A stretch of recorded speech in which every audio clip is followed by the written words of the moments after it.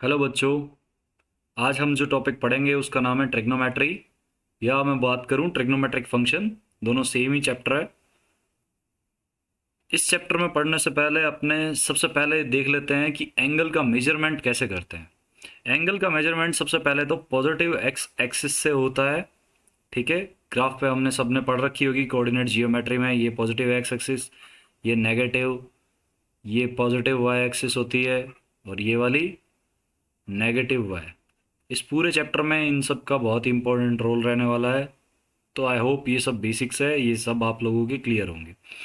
अब ये angle theta है, ये पॉजिटिव एक्स एक्सिस से एंटी क्लॉकवाइज डायरेक्शन में जा रहा है। ठीक है, एंटी क्लॉकवाइज डायरेक्शन, इसलिए ये क्या है, पॉजिटिव नेचर का है। अगर यही क्लॉकवाइज डायरेक्शन में मूव करता थीटा, यहाँ से अगर मैं एक एंगल बनाऊँ थीटा इस डायरेक्शन में, ये हो गया थीटा, तो ये कैसा होगा, नेगेटिव नेचर का होगा। ठीक है, अगर मानो यहाँ पे ये लिया है मैंने, यहाँ से 60 डिग्री का एंगल लिया है।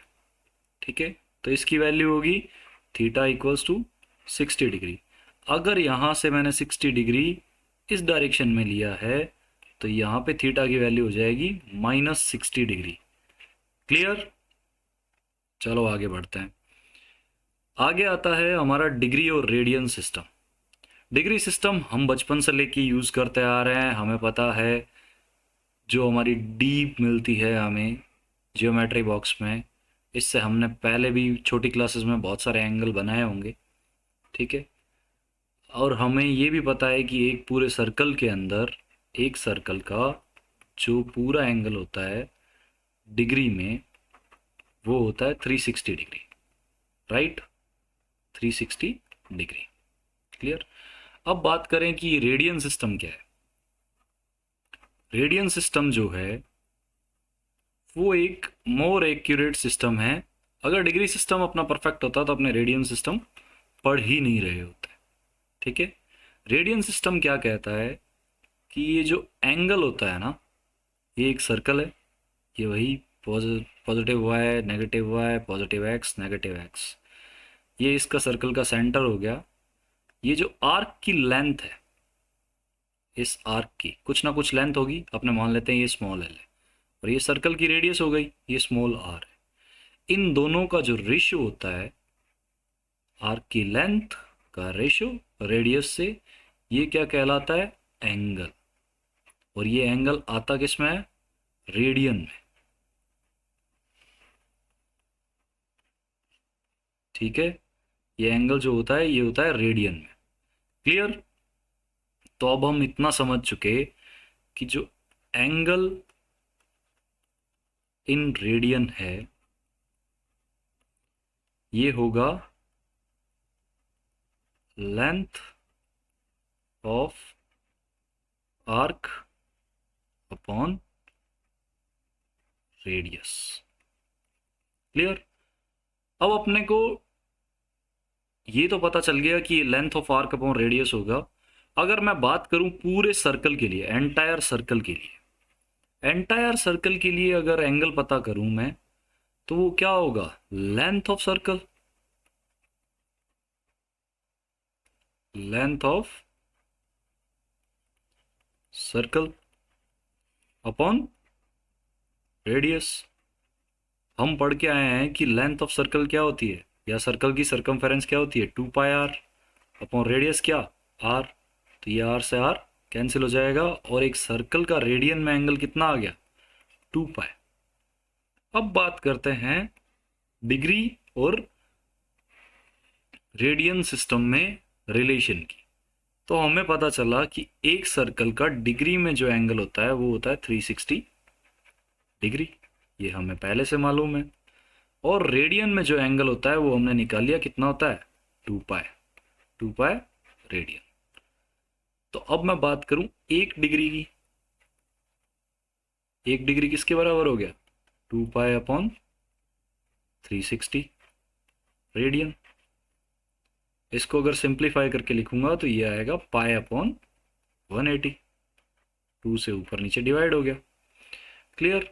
सिमिलरली अगर 360 डिग्री है, वो है 2π रेडियन के बराबर, एक रेडियन किसके बराबर हो जाएगा? वो हो जाएगा 360 upon 2 pi radian, sorry 2 pi degree. तो इसको सिंप्लीफाई करेंगे तो ये क्या आ जाएगा? 180 अपॉन पाई डिग्री। ये किसके बराबर हो गया? एक रेडियन के। अब अगर मेरे को कोई कहे कि बताओ सर 15 डिग्री रेडियन में कितना होगा? क्लियर? तो मुझे पता है 1 डिग्री कितना होता है? Pi by 180। तो 15 डिग्री कितना हो जाएगा? 15 टाइम्स पाई बाय 180। सिंप्लीफाई करो, क्या आया आंसर? Pi by 12। क्लियर? चलिए अब आगे बढ़ते हैं। ये कुछ क्वेश्चंस है जो आपके लिए हैं। डिग्री सिस्टम से आपको कन्वर्ट करने हैं रेडियन में। ये कुछ वैल्यूज दे रखी है डिग्री में, ये आपको कन्वर्ट करनी है किसमें? रेडियंस में।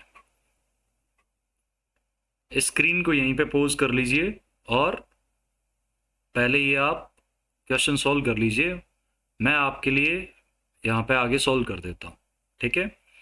पहला जो है वो है 30 डिग्री। तो क्या हो गया? 30 टाइम्स पाई बाय 180। 0 से 0 6। आंसर क्या आया मेरा? Pi upon 6। सेकंड जो है वो है 45 डिग्री। तो वही 45 टाइम्स पाई अपॉन 180। कितना आया? Pi by 4। थर्ड जो है वो है 60 डिग्री। 60 times pi by 180। कितना आया? Pi by 3। जो फोर्थ जो है वो है 75 डिग्री। तो ये क्या हो जाएगा? 75 टाइम्स पाई बाय 180। किसके बराबर हो गया? 15 से जाएगा, ये जाएगा 12 टाइम्स और ये जाएगा 5 टाइम्स। तो ये आंसर क्या आ गया? 5 पाई बाय 12 डिग्री। क्लियर है? अब लास्ट है अपना 90 डिग्री। ये क्या हो गया? सेम तरीका, 90 टाइम्स पाई बाय 180। 2 टाइम्स चला जाएगा, आंसर आ गया पाई बाय। ये कुछ एंगल्स हैं ऐसे। हमें अगर अपने आईआईटी के लिए प्रिपेयर कर रहे हैं तो हमें हर 15 डिग्री के गैप पे 15 डिग्री के गैप पे जितने भी एंगल्स होते हैं उनकी रेडियन में वैल्यूज़ पता होनी चाहिए, एटलीस्ट 720 डिग्री तक। क्लियर? डन। आई होप सब लोग 15 के इंटरवल पे इस 720 तक जितने भी एंगल्स बन रहे हैं उनकी रेडियन में वैल्यूज़ निकाल लेंगे। चलिए अब बढ़ते हैं आगे। अब अपने देखते हैं कि ट्रिग्नोमेट्रिक रेशियो होते क्या है। तो सबसे पहले हमने एक सर्कल ड्रॉ किया, उस पर वही स्टैंडर्ड एक्स एक्सिस और वाई एक्सिस मार्क कर ली। ये पॉजिटिव एक्स हो गई, ये नेगेटिव एक्स, ये पॉजिटिव वाई, ये नेगेटिव वाई। अब हमने इसकी एक एल अल्फा एंगल दूर एक रेडियस मार्क कर ली। ये जो एंगल हो गया ये कितना हो गया? अल्फा। और ये जिस पॉइंट की सर्कमफेरेंस के जिस पॉइंट को टच कर रही है वो पॉइंट के कोऑर्डिनेट ले लिए हमने ए कोमा बी। ठीक है? तो अब हमारा साइन थीटा क्या होगा? अगर इस पॉइंट के कोऑर्डिनेट ए कोमा बी है तो ए क्या हो गया? ए जो है वो एक्स कोऑर्डिनेट और जो बी जो है वो क्या हो गया? Y coordinate. आई नो अभी यहाँ पे आपके मन में कुछ सवाल आ रहे होंगे कि सर हमने तो पढ़ा है कि साइन थीटा जो होता है वो होता है परपेंडिकुलर अपॉन हाइपोटेन्यूज और जो कॉस थीटा होता है वो होता है सर बेस अपॉन हाइपोटेन्यूज। तो ये जो हम पढ़ के आए हैं ये अधूरा सच है। ये क्या है? अधूरा सच। पूरा सच क्या है? ये। अब मैं जब ये पढ़ रहा था जब मैं छोटा होता था, जब मैं ये पढ़ रहा था, तो मेरे दिमाग में एक सवाल हमेशा खटका करता था कि अगर ये थीटा है, ये वाला एंगल थीटा है, ये वाला एंगल राइट एंगल है, ये परपेंडिकुलर है, ये हाइपोटेन्यूस है, ये बेस है, तो मैंने साइन थीटा में की वैल्यूज निकालता था, थीटा को अलग अलग एंगल रख के। तो साइन 90 डिग्री की वैल्यू कैसे निकाल ली मैंने? क्योंकि अगर मैं इस एंगल को, थीटा को इंक्रीज कर, ये राइट एंगल था ही पहले से ही, थीटा को इंक्रीज करते करते मैंने क्या कर दिया, राइट एंगल बना दिया। तो ये ट्रायंगल ही नहीं रहा, तो फिर कौन सा परपेंडिकुलर, कौन सा हाइपोटेन्यूस और कौन सा बेस? क्लियर? तो अब अगर हम यहां पे देखें कि साइन अल्फा क्या होता है, वाई कोऑर्डिनेट अपॉन रेडियस। अब ये वाई कोऑर्डिनेट, अगर ये मानो 90 डिग्री वाले पॉइंट की बात करें, मतलब इस पॉइंट की अगर हम बात करें, तो अपने को पता है ये जो डिस्टेंस है ये कितनी है, आर के बराबर रेडियस है। तो वाई कोऑर्डिनेट कितना, एक्स कोऑर्डिनेट कितना हो जाएगा इस पॉइंट के लिए, 0, और वाई कोऑर्डिनेट कितने के बराबर हो जाएगा, आर। तो अब अगर मैं देख रहा हूं साइन 90 की वैल्यू, तो क्या होगी, वाई कोऑर्डिनेट अपॉन रेडियस, और वाई कोऑर्डिनेट इस बार किसके बराबर है, आर के, आर अपॉन आर। आंसर क्या आया, 1। अब इसमें एक और प्रॉब्लम होती थी कि अगर ये थीटा 0 कर दिया तो भी तो परपेंडिकुलर, हाइपोटेन्यूस और बेस नहीं पता चलेगा। अब मानो अगर थीटा 0 कर देते हैं, ये अल्फा की वैल्यू हम इसमें 0 कर देते हैं, तो ये वाला पॉइंट आ जाएगा। इस पॉइंट के लिए एक्स कोऑर्डिनेट कितना हो जाएगा, आर, और वाई कोऑर्डिनेट कितना, 0। क्लियर? तो साइन 0 की वैल्यू इस बार क्या होगी, Y coordinate upon R, Y coordinate है 0 अपॉन आर, 0। इसीलिए साइन थीटा की वैल्यू 0 होती है 0 डिग्री के लिए, और 90 डिग्री के लिए 1 होती है। अब बात करें कॉस थीटा की, चेक कर लेते हैं ये सही है या नहीं। कॉस 0 डिग्री हमें पता है ये 1 होता है। इस पॉइंट को देखो, इस पॉइंट का एक्स कोऑर्डिनेट कितना है, आर, और कॉस अल्फा यहाँ पे क्या है, एक्स कोऑर्डिनेट अपॉन रेडियस, तो ये क्या हो गया, आर अपॉन आर। क्या आया, 1। क्लियर?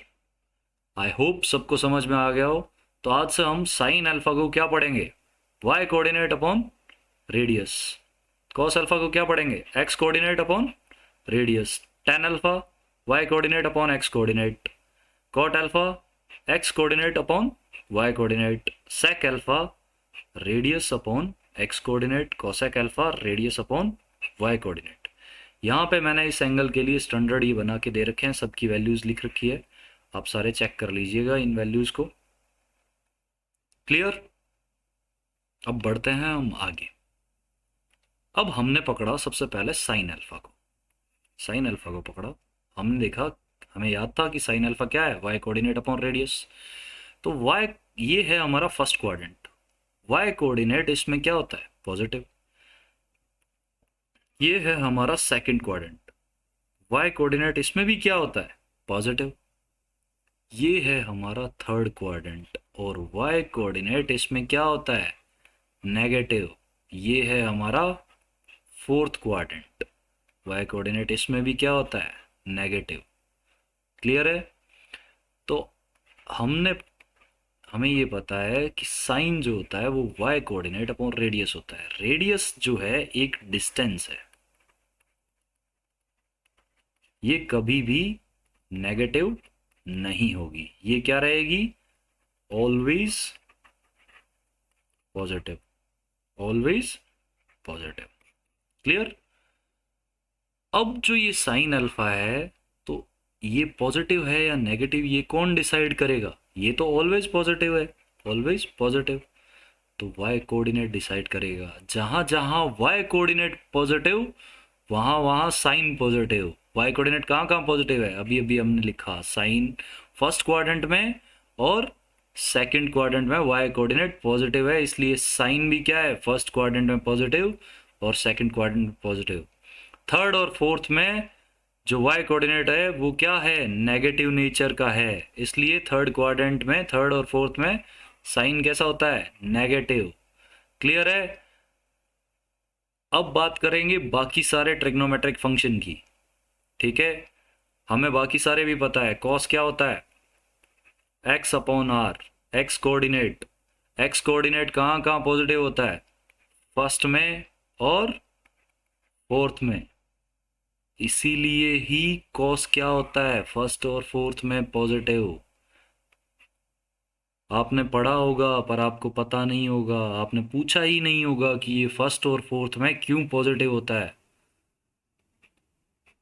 ठीक है, एजुकेशन का बेसिक मीनिंग होता है कि वो हमारी क्वेश्चनिंग एबिलिटी को एनहेंस करे, हमें सवाल करने होते हैं। क्लियर? अभी हमारा होमवर्क रहेगा आज का कि हम बाकी के एंगल्स का पता करें कि कौन कौन से एंगल कहाँ कहाँ पॉजिटिव होते हैं। नेक्स्ट क्लास में मिलते हैं, तब तक के लिए इतना ही। धन्यवाद। Thank you.